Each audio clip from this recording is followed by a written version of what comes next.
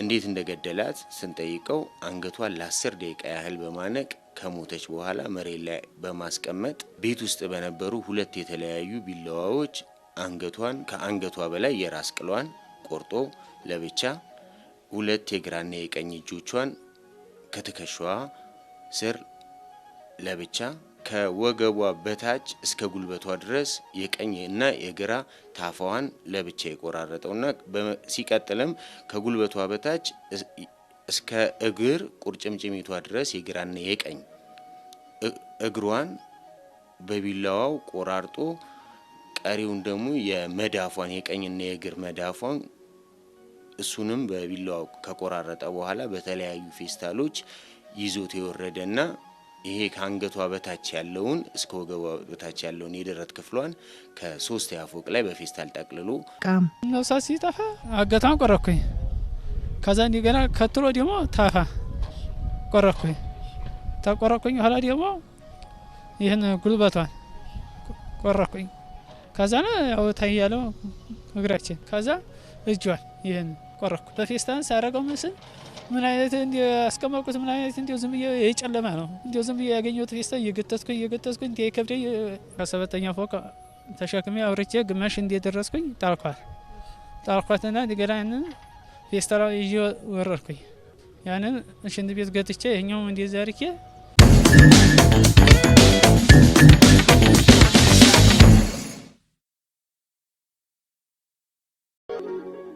እናቴ ላይ እንዲሆነ ሰይጣን እንዲው ወይት እንዲወሰደ ወይት እንዲጣል አታወቀኝም። ስቁራር ይህ በእንኳን በስጋ ዘመድ ላይ አይደለም በማንም በእንስሳት ላይ ለመፈጸምም ፍጹም አሳፋሪ። ልጆቼ መካሪ ነበረች፣ እናታቸውም እህታቸውም ነበረች።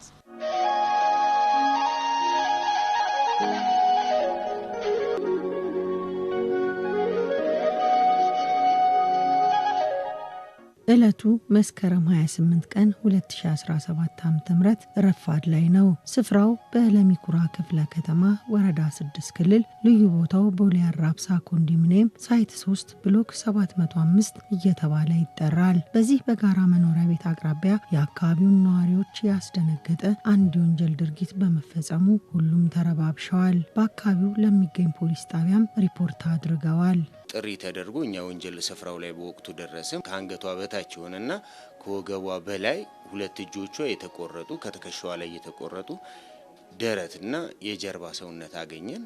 ያንን የሰው መሆኑን ካረጋገጥን በኋላ የማን ነውና ድርጊቱ ደግሞ በማ ተፈጸመ፣ ሲቀጥል ደግሞ የሟች ቀሪ የሰውነት አካሎች የት ቦታ ናቸው የሚለውን ወደ ማጣራት ገባን። ወንጀሉ የተፈጸመበት አካባቢ የሄደው ፖሊስ እጅግ አሰቃቂ በሆነ መንገድ ተቆራርጦ የተጣለ ከአንገት በላይ እጅና እግር የሌለው የሰውነት አካል በማግኘቱ የሟችን ማንነት ለማረጋገጥ የምርመራ ክፍሉና የክትትልና ኦፕሬሽን ቡድኑ ባደረገው ጥረት በሰዓታት ውስጥ የመለየት ስራን ሰርቷል። 7ኛ ፎቅ ላይ ብሎክ 705 የቤት ቁጥር 58 ላይ ድርጊቱ የተፈጸመ መሆኑን ፖሊስ ካረጋገጠ በኋላ እዛ ቤት ውስጥ ያለው ማን ነው፣ የቤቱ ባለቤት ሆና የምትኖረውስ ማናት የሚለውን የማጣራት ስራ ተሰራ። ሟች ወርቅነሽ ኃይሌ የተባለች የ38 ዓመት ጎልማሳ ስትሆን በጉምሩክ አስተላላፊነት ወይም ትራንዚተር ስራ ላይ ተሰማርታ ራሷን የምታስተዳድር ነች። ግለሰቧ እዚህ የጋራ መኖሪያ ቤት ገዝታ ከገባች ወራቶችን እንዳስቆጠረች ጎረቤቷ አቶ ሀብታሙ ጥላውን ይናገራሉ። ወርቅነሽ እኛ ህንጻ ላይ መኖር ከጀመረች ኦልሞስት 3 ወር 4 ወር ገደማ ይሆናት ነው። ጎረቤት ነን፣ ማህበራዊ ግንኙነት እንደዚሁ እንሳተፋለን። ሟች ወርቅነሽ ኃይሌ የወንድሟን ልጅ ስራ እየሰራ ራሱን እንዲችል ከክፍለ ሀገር ካስመጣችው 2 ወር ሆኖታል። መስከረም 27 ቀን 2017 ዓ.ም ከምሽቱ 3:30 ሆኗል። ወርቅነሽም ስራ ውላ አመሻሹ ላይ በስራ የደከመ አእምሮዋንና አካሏን ለማሳረፍ ወደ ቤቷ ገብታለች። ከወንድሟ ልጅ ጋር እራት እየበሉ እንዳለ ፍሪጅ ውስጥ ያለውን አይብ እንዲበላ ትነግረዋለች። ያንን አይብን አውጥቼ ለአውጣስ ፍሪጁ ገመድ ጠለፈኝ። ሲጠልፈኝ ከዛ አንተ እንዴት ሱቃ ሰበርከው ምናምን አለች ስትለኝ ከዛ የሆነ ብረት ወደዛ አለ በዛ መታች። ስመታኝ ያው እንግዲህ እኔ ሰይጣኔ ሌላ ቦታ ገብቷል። 10 ደቂቃ ያው አናኳት። ባጎረስኩ እጄን ተነከስኩ እንዲሉ ምግብ ብላ ያለችውን አክስቱን ተቆጣሽን በሚል ሰበብ አንገቷን አንቆ ህይወቷን እንዲያልፍ አድርጓል። በማነቅ ብቻም አላበቃም። ነፍሳት ሲጠፋ አገታን ቆረኩኝ። ከዛ እንደገና ከትሎ ደግሞ ታፋ ቆረኩኝ። ተቆረኩኝ ኋላ ደግሞ ይህን ጉልበቷን ቆረኩኝ። ከዛ ነው ያው ታያለው እግራችን። ከዛ እጇን ይህን ቆረኩ። በፌስታን ሳረገው ምስል ምን አይነት እንደ አስቀመጥኩት ምን አይነት እንደ ዝም ብዬ የጨለማ ነው እንደ ዝም ብዬ ያገኘሁት ፌስታ እየገተትኩኝ እንደ ከብደኝ ከሰባተኛ ፎቅ ተሸክሜ አውርቼ ግማሽ እንደደረስኩኝ ጣልኳትና እንደገና ያንን ፌስታራ ይዤ ወረድኩኝ። ያንን ሽንት ቤት ገትቼ ይሄኛው እንደዛ አርኬ ከዛ ያንን ተመልሼ ያንን ተጣልኩበት ቦታ ጥጋዜስኩኝ። እንግዲህ ከዛ ተመልሼ እቤት ዘለኩኝ። እቤት ተዘለኩኝ ኋላ ያው ቤቱን ጠራረኩ። በጣም የሚያሳቅቅ ነው። ምክንያቱም መግደል አንድ ነገር ነው። ሁለተኛ ደግሞ የሰውነት ክፍሏን በሚገርም ሁኔታ ቆራርጦ ነው የጣላትና በጣም ዘግናኝ አገዳደል ነው። ለአእምሮም ይከብዳል ሆነ ለመናገር። የጋራ መኖሪያ ቤቱ አዲስ በመሆኑ መኖሪያ ቤቱ ውስጥ ያለው መጸዳጃ ቤት መጠቀም ባለመቻሉ መሬት ላይ በተሰራው መጠቀሚያ ሁሉም ስለሚጠቀም እሳቸውም መስከረም 27 ቀን 2017 ዓ.ም ሌሊት ላይ ሲሄዱ ግለሰቡን ጨለማ ውስጥ አይተውት ነበር። የተጠርጣሪው ልጅ ሽንት ቤቱ በር ላይ ቆሞ ነበርና ሊጠቀም ነው ብዬ ያው ለቅቄለት ወጣው ማለት ነውና እንደዛ ይወጥ ጨለማ ነበር 11 ሰዓት ከ10 ገደማ ቀኑም ዝናባማ ስለነበር ትንሽ ጨለምለም ያለ ስለነበር ምን እንደያዘ ምናምን አላየሁም። ያው ሽንት ቤትም የሚሄድ ሰው ለመጠቀም ነው ብዬ በመገመት እንትን ብዬ ወጥቻለሁ ማለት ነው ለቅቄለት። ይህንን የወንጀል ድርጊት የፈጸመው ተጠርጣሪ ግለሰብ የወንጀል ድርጊቱን የፈጸመበትን አካባቢ በማጽዳት ምንም እንዳልተፈጠረ ቤቱ ቁጭ ብሏል። ግለሰቡን በምንይዝበት ሰዓት ላይ የተለያዩ አትክልቶች የሚበሉ ፓፓያዎች ምናምን በፌስታል ይዞ ነበረ። አብርሃም የምትኖረው ወርቅነሽ ኃይሌ ታለች ስንለው ስራ ናት ያለችው የሚል መልስ ሰጠን። ይህንን በሚል ስልክ ደውላት ስንለው ስልኳ ዝግ እንደሆነ ነገረን። ስልኳን ተቀብለን በምንደውልበትም ሰዓት ላይ ስልኳ ዝግ ነው። በመቀጠልም ደግሞ በግለሰቡ የተለያዩ የልብሶች ላይ የደም ነጠብጣቦች በማየታችን ጥርጣሬያችን እየጠነከረና እየበረታ ሄደ። በተጠርጣሪው ላይ ምርመራ በምናደርግበት ሰዓት ላይ ሟቿን አብረው እንደሚኖሩና እሱ ጋር ባለመግባባት ተጣልተው ቤት ውስጥ እያሉ አንገቷን ለ10 ደቂቃ ያህል በማነቅ የገደላት መሆኑን ገለጻለን። ፖሊስ እንግዲህ ማምሻ ነው ያዘኝ። ማምሻ ሲይዘኝ ከዛ የሆነ ሰውዬ ምንድነው ኳት ምናምን እንዲም ይረካ ምናምን ሲለኝ ኳትን አውልቅ አለኝ። ሳውልቅ አንዱ አይተውኝ ይሁን ምን ይሁን እንግዲህ ከማን ጋር የምትኖረው ምናምን አሉ። ከአግስቴ ጋር ተናግሬ ያለው። ፖሊስም በተያዘው ግለሰብ ላይ ሟችን እንዴት እንደገደለና የሟችን አካል የት እንደጣለም ጭምር በምርመራ ይደርስበታል። የት ነው የገደልካት በማለት ይዘኑ በምንሄድበት ሰዓት ላይ ቤቱን ወስዶ ቁልፉን ከፍቶ አሳየን። እንዴት እንደገደላት ስንጠይቀው አንገቷን ለ10 ደቂቃ ያህል በማነቅ ከሞተች በኋላ መሬት ላይ በማስቀመጥ ቤት ውስጥ በነበሩ 2 የተለያዩ ቢላዋዎች አንገቷን ከአንገቷ በላይ የራስ ቅሏን ቆርጦ ለብቻ 2 የግራና የቀኝ እጆቿን ከትከሻዋ ስር ለብቻ ከወገቧ በታች እስከ ጉልበቷ ድረስ የቀኝና የግራ ታፋዋን ለብቻ የቆራረጠውና ሲቀጥልም ከጉልበቷ በታች እስከ እግር ቁርጭምጭሚቷ ድረስ የግራና የቀኝ እግሯን በቢላዋው ቆራርጦ ቀሪውን ደግሞ የመዳፏን የቀኝና የእግር መዳፏን እሱንም በቢላዋው ከቆራረጠ በኋላ በተለያዩ ፌስታሎች ይዞት የወረደና ይሄ ከአንገቷ በታች ያለውን እስከ ወገቧ በታች ያለውን የደረት ክፍሏን ከ3ኛ ፎቅ ላይ በፌስታል ጠቅልሎ በብሎኩ ጥግ ስር የጣለው መሆኑንና የሰውነት አካል እሱ የጣለው የሟች ወርቅነሽ ኃይሌ መሆኑን ገለጸልን። ድርጊቱንም አፈጻጸሙም በቦታው ላይ እንዴት እንደፈጸመ አስረዳን። ቤቱንም በሟች ልብስ እንዳይታወቅበት በማለት በሟች ልብስ ቤቱን የወለወለና ይህንን ድርጊት የፈጸመበትን ቢላዋ ሁለቱንም ቢላዋ አጥቦ በጨርቅ አድርቆ ማስረጃ ለማጥፋት በእሳትም ያቃጠለው መሆኑን ገለጸልን ቢላዋውን።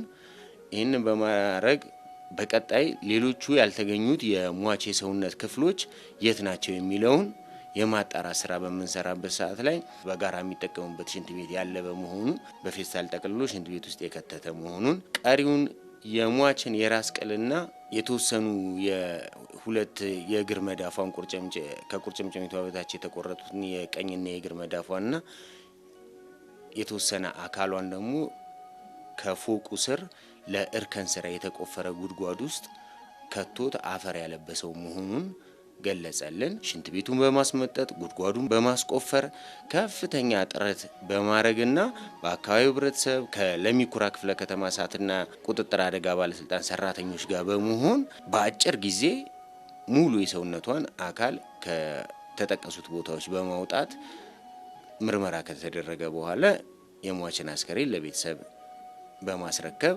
ስርዓተ ቀብሯ እንዲፈጸም ተደርጓል።